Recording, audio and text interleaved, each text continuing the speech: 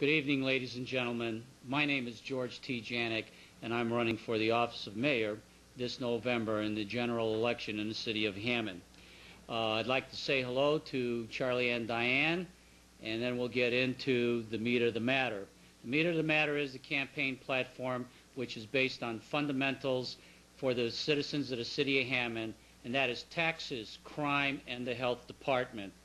Taxes. I propose to take $15 million of casino revenues and to provide each property owner in the city of Hammond with up to $500 of direct property tax relief.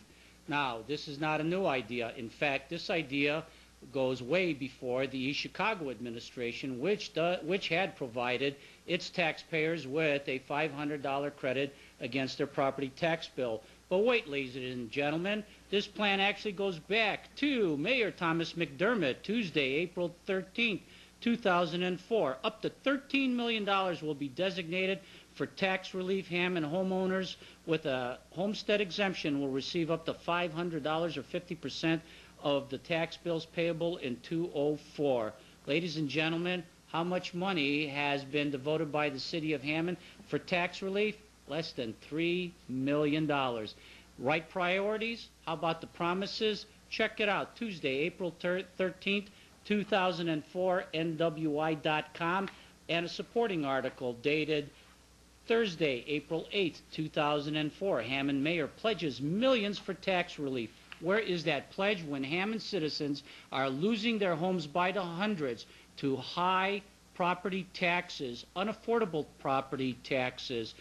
And this problem continues at a record pace in the city of Hammond. Crime. 3 years ago, the crime in the city of Hammond was on a downward trend. Nowadays, the administration would like to tell you that crime has been stabilized. We took the recent crime statistics provided by the Hammond Police Department to the FBI and Department of Justice, and when we took those figures and spread them over 100,000 population, which is the same size population as the city of Gary, Hammond leads Gary in assaults, robberies, and burglaries. Hammond is no longer that safe place that they would like you to believe. As mayor, I will reinstate effective programs that have been dissolved and removed, such as ComStat. The City Health Department. The City Health Department performs thousands of inspections, services tens of thousands of people, significantly senior citizens, by which all of us are getting older by the day and will need their services in the very near future. Ladies and gentlemen, those services cost less than $300,000 a year. They're less than the redundant legal aid clinic that the mayor is providing with his casino revenues. In the paper the other day, we see that they were giving keys away for the wonderful performance by city administrators and department heads during the flood. They're giving keys away to people who are doing their job. But did you know, ladies and gentlemen, that the mayor and the chief of police were down in French Lick enjoying themselves that weekend?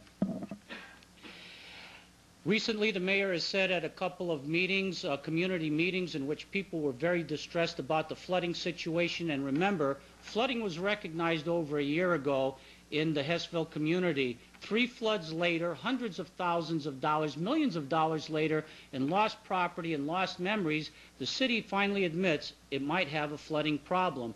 But there's very little money left to correct that problem. Ladies and gentlemen, the right priorities are to take care of property taxes to keep citizens in their home, reduce crime, keep the health department to service children, adults, and senior citizens that can't otherwise afford these preventative services. And number 2, we need to make sure that the streets and the sewers are adequately operating, that there are no glitches or weak explanations provided after people lose their homes. Ladies and gentlemen, this November, it's George Janiec for mayor to head up the kind of leadership and the direction this city needs. Thank you. Yeah.